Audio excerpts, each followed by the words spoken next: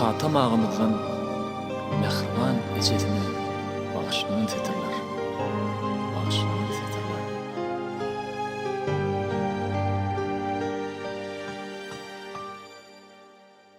Elliden geçtim de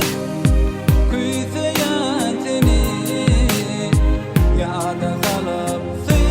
zıbalanı beni hak enemeklinin yoktur hiçliği beşimin mehrine dar edenecim hak enemeklinin yoktur hiçliği beşimin mehrine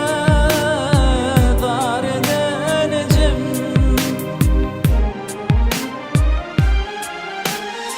Fatmaydır bil barka kadrini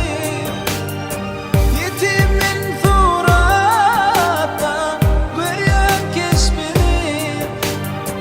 barkan cen tuttum perdin barını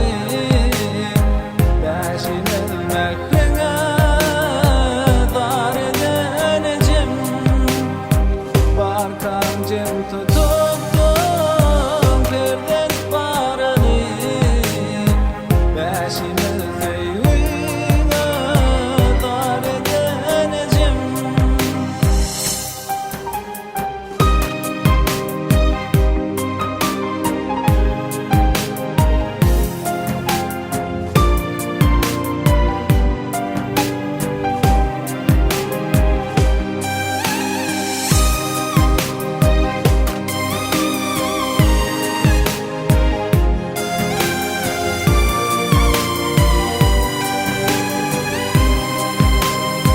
Yaşı sözler aydan ken barında